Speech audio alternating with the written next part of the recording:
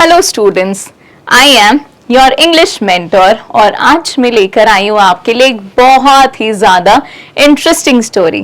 क्या पढ़ना चाहेंगे? यस, सो इसका नाम है the grasshopper and the ant. क्या आप ये ब्यूटीफुल स्टोरी सुनना चाहेंगे? Yes, so once there lived a lazy grasshopper. एक बार की बात है, एक बहुत ही ज्यादा आलसी और सुस्त ग्रास हॉपर रहता था। He didn't like to work, उसे काम करना पसंद बिल्कुल भी नहीं था। All day he sang songs and played in the warm sunshine। और वो सारा दिन क्या करता था? सिर्फ खेलता रहता था, गाने गाता था और बैठा रहता था। Right, so he look at me, I am as happy as can be। देखो देखो मेरी तरफ, मैं कितना खुश हूँ और आप तो कितना काम करते हो। The grasshopper laughed at the hard-working ants as they worked day and night। तो grasshopper किसके ऊपर हंसता है? वो हंसता है ants के ऊपर। वो क्यों हंस रहा है? क्योंकि वो बिल्कुल भी enjoy नहीं करते हैं और सारा दिन बहुत ज्यादा हार्ड वर्क करते हैं।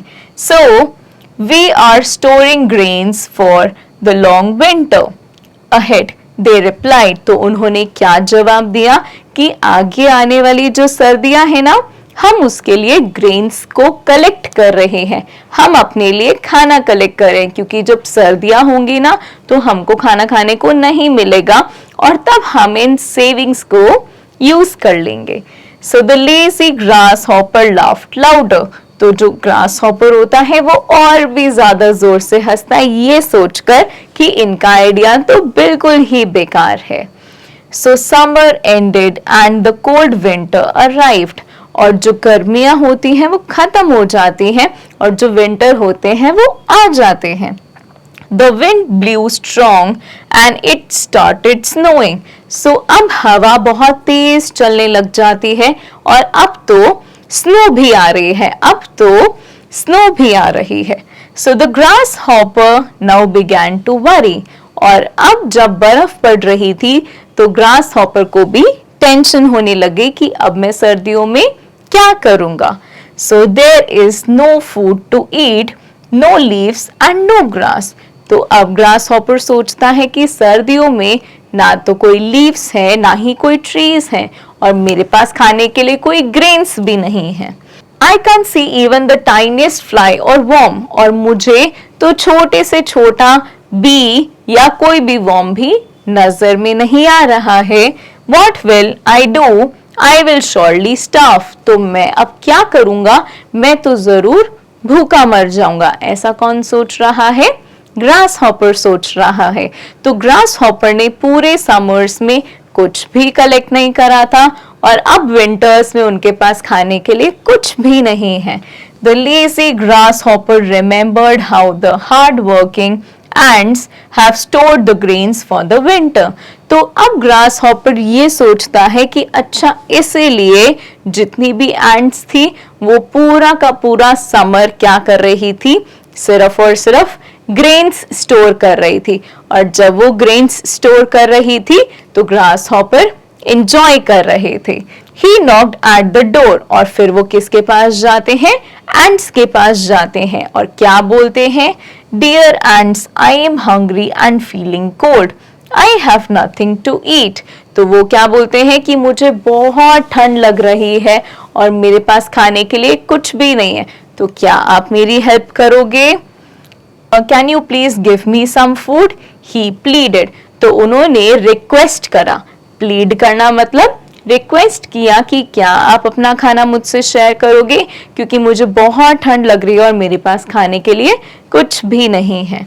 So my ants, the ants shook in anger। तो ants को बहुत गुस्सा आया। उनको गुस्सा क्यों आया? क्योंकि पूरे समर्स में क्या होता है, जितनी बार भी ग्रास हॉपर उनको देखता है वो उनके ऊपर हंसता है और वो उनको बोलता है कि आप तो बुद्धू हो जो इतना हार्ड वर्क कर रहे हो। So lazy one, what were you doing all summer long. आप पूरी समर में क्या कर रहे थे जो आपको अब खाना खाना है? You were only singing and dancing. तुम तो सिर्फ गाना गा रहे थे और डांस कर रहे थे। So you should have thought of winter months ahead. आपको सोचना चाहिए था ना कि आप सर्दियों में क्या करोगे. Go away. They slammed the door shut. और उन्होंने उसके फेस पे डोर बंद कर दिया और ग्रास हॉपर को वहां से भगा दिया. The lazy grasshopper left as hungry as before. और ग्रास हॉपर को पहले भी भूख लग रही थी, एंड्स ने भी खाना नहीं दिया, तो अब उनको और भी ज्यादा भूख लग रही थी. सो इस स्टोरी से हमें क्या समझ में आता है? That we should always plan ahead of time. हमें हमेशा अपने फ्यूचर के लिए अच्छे से प्लानिंग करनी चाहिए और हमें किसी का भी मजाक नहीं उड़ाना चाहिए, क्योंकि हम जब किसी का मजाक उड़ाते हैं हम उनके फीलिंग्स को हर्ट करते हैं, और जब वो हर्ट हो जाते हैं तो वो उस चीज को हमेशा याद रखते हैं और हमें कभी भी हेल्प नहीं करते हैं. सो इन फ्यूचर आप कोई भी डिसीजन लेंगे, आपको अपने फ्यूचर का भी जरूर सोचना है और हमेशा दूसरों को मोटिवेट करना है. जैसा कि यहाँ पर ग्रास हॉपर ने एंट्स को मोटिवेट नहीं किया और उनका मजाक उड़ाया, जिसके वजह से एंट्स ने ग्रास हॉपर को विंटर में कुछ भी खाने को नहीं दिया और वो बेचारा भूखा ही रह गया. तो क्या आप वर्ड मीनिंग समझना चाहेंगे? Yes. So the first word is hard working. Hard working का मतलब होता है जो बहुत ज्यादा मेहनत करते हैं. So working regularly. स्टार्व का मतलब होता है भूखे रह जाना, कुछ खाना नहीं मिलना. So to become weak due to lack of food. कमजोर हो जाना जब इंसान को खाना नहीं मिलता है. What is the meaning of slammed? Slammed means shut with great force. किसी भी चीज को जोर से बंद करना, पटकना, फेंकना, उसको हम क्या बोलते हैं? Slammed बोलते हैं. So arrived का मतलब होता है पहुंच जाना.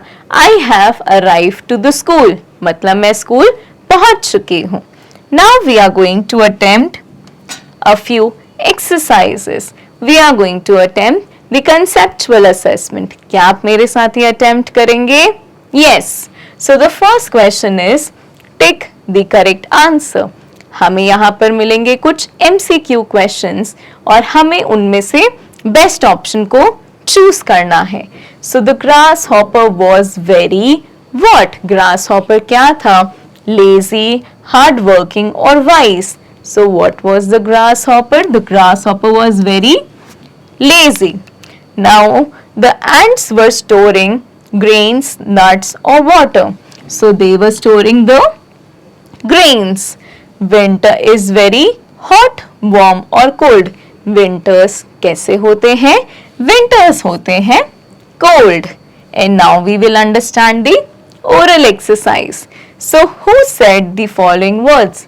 ये सब words किसने कहे हैं? हमें ये बताना है. So he look at me. ये बात कौन कहता है? ग्रासहॉपर कहते हैं.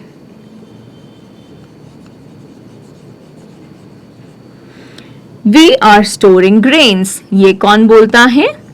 Ants बोलते हैं. I have nothing to eat. ये कौन बोलता है? ग्रासहॉपर बोलता है. What were you doing all summer long? Who said this? And said this कि आप गर्मियों में क्या कर रहे थे? Right? Now we have the descriptive questions for you and I know you are going to attempt them in your book. Why? Because आपने chapter पूरा समझ लिया है. Now we are going to attempt some grammar. Grammar में आज हम एक नया कॉन्सेप्ट पढ़ेंगे जिसमें हम क्या देखेंगे? That words like in, on, under, in front, above and behind are called position words. They tell the position of a person or a thing. तो हमारे इंग्लिश ग्रामर में पोजिशन वर्ड्स होते हैं और पोजिशन वर्ड्स मालूम है क्या बताते हैं हमें? किसी भी इंसान की या चीज की position. For example, I am standing on the floor. So the word on is telling my position. My pen is lying on the book. So मेरा जो पेन है वो बुक के ऊपर रखा है. So the word on again tells us the position of the pen. क्या आप ये समझ पा रहे हैं? Yes. तो हमें पोजीशन वर्ड्स के थ्रू पता लगता है कोई भी पर्सन या थिंग कहाँ पर है। तो अब हम कुछ एक्सरसाइज आपके साथ परफॉर्म करेंगे। Now write the correct position words in the brackets. We have to write the correct position word in these blanks. So the first one is the grasshopper is on the table. ये grasshopper कहाँ पर है? Table पर है। क्या आप देख सकते हैं इस grasshopper को? ये कहाँ पर है? टेबल पर है। So the grasshopper is dash the ball. तो बॉल के वो कहाँ पर है? ये तो बॉल के अंदर है, तो हम क्या बोलेंगे? In. So the grasshopper is in the bowl. Now the grasshopper is dash of the ant. जो grasshopper है वो ant के क्या है? सामने है, तो हम क्या बोलेंगे? In front. In front is the right answer. So the grasshopper is dash the grass. तो अभी grasshopper क्या कर रहा है? उड़ रहा है, तो हम कौन सा वर्ड यूज करेंगे? Above. We are going to use the word above. And now the grasshopper is dash the ant. तो grasshopper क्या है? ant के पीछे है, तो पीछे के लिए हम वर्ड कौन सा यूज करते हैं? Behind. Right? So were you able to attend these questions with me? Yes. So we will understand the word part now. These words have the same sound. इन सब words में same sound आती है. Say them aloud and take the correct word matching the picture. तो अब आपको ये सब words अच्छे से पढ़ने हैं और आपको टिक करना है वो ऑप्शन जो पिक्चर्स के साथ मैच करता है। तो क्या आप ये मेरे साथ फन एक्टिविटी करेंगे? Yes. So the first one is ant और aunt. अब हमारे पास पिक्चर किसकी है? ant की. So the right answer would be ant. Now what is this animal? Deer or deer. Now we say them in the same form. हम deer और deer को एक जैसा ही बोलते हैं, लेकिन animal वाला deer कौन सा होता है? ये वाला होता है। Now bee and bee. ये वाली bee कौन सी है हमारी? ये वाली bee. So are you able to understand the concept? Yes. We have just matched the word with the picture. Now we will understand some more words. So ant और aunt. हमारे पास photo में कौन है इस बार? Aunt. Wood और wood. So this is wood. And this is eye or eye. So this is eyes because these are our eyes. And now we will circle the words that mean the same in each row. अब हमको पता है क्या करना है? Circle करने हैं वो वाले वर्ड्स जो बिल्कुल सेम मीन करते हैं, जैसे कि स्पीक, टॉक, शाउट. स्पीक मतलब बोलना, टॉक मतलब बात करना और शाउट मतलब चिल्लाना. तो कौन से दो वर्ड्स हैं जो एक जैसा मीनिंग रखते हैं? Speak and talk. तो हमारे लिए ऑड वन आउट क्या हुआ? शाउट. बिग, लार्ज और थिन. अब यहां पर दो वर्ड्स कौन से हैं जो एक जैसा मतलब रखते हैं? बिग और large. And now what are the third ones? Ill, happy और सिक. तो यहां पर जो दो वर्ड्स एक जैसा मीन करते हैं वो कौन से हैं? इल और sick. And now do you know what is for the fourth one? It is start, finish and complete. तो start का मतलब होता है कोई चीज शुरू करना, finish का मतलब होता है कोई चीज को complete करना और complete का मतलब तो already complete करना. So यहाँ पर same words हो गए finish और complete. Now we have the fifth part which is little, small और angry. यहाँ पर हमारे पास कौन से वर्ड्स हैं? लिटिल, स्मॉल और एंग्री. तो हमारे पास सेम वर्ड्स कौन से हो गए? लिटिल और small. Are you able to understand this? Yes. Now we will understand this new exercise. You will When you hear winter and summer, what are the words that come to your mind? Write these words in the bubbles. जब भी आप winters और summers के बारे में सोचते हैं, आपके मन में कौन से वर्ड्स आते हैं? क्या आप मेरे साथ ये शेयर करेंगे? Yes. So are you going to fill these blanks by yourself? Yes. Now we will say each word aloud. अब हम हर एक वर्ड को बहुत जोर से बोलेंगे. So circle the silent letter. क्या आपको पता है इंग्लिश में ऐसे बहुत सारे वर्ड्स होते हैं जिसमें हम कुछ लेटर्स को प्रोनाउंस ही नहीं करते हैं, तो हमें उन लेटर्स को स्पेलिंग में तो लिखना है, लेकिन जब हम बोलते हैं हमें उन्हें नहीं बोलना. So the first word is night. क्या आपको पता है नाइट में जी और एच तो हम बोल ही नहीं रहे हैं. And in the word knife के इज नॉट प्रोनाउंस्ड. हम जब चाकू को इंग्लिश में नाइफ बोलते हैं ना, तो हम सिर्फ NIFE प्रोनाउंस करते हैं. वी नेवर प्रोनाउंस नाइफ, मतलब हम कभी भी कनाइफ नहीं बोलेंगे, नाइफ बोलेंगे. Next is comb. The word is comb. So we never pronounce B. And the fourth one is cough. So we never pronounce L. क्या बता सकते हैं काफ कौन होता है? काफ होता है काऊ का छोटा सा baby. So next up we have clock. So clock में हम क्या प्रोनाउंस नहीं करते हैं? ये वाला C. It is clock. And lastly we have scissors. scissors में पता है हम S प्रोनाउंस नहीं करते हैं, हम सिर्फ ये बचा हुआ पार्ट प्रोनाउंस करते हैं. So were you able to understand what were the silent letters in all these words? Yes. Now we have the competency based assessment for you.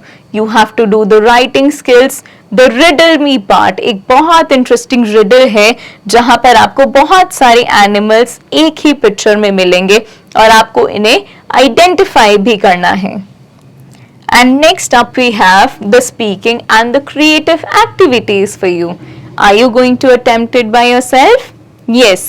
और क्या आप ये इंटरेस्टिंग स्टोरी समझाएंगे अपने फ्रेंड्स और फैमिली को? Yes.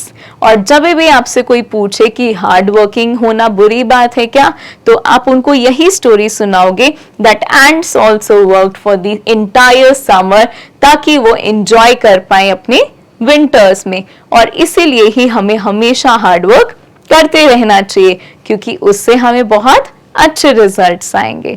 And I hope to see you super duper soon. Till then, take care and bye bye.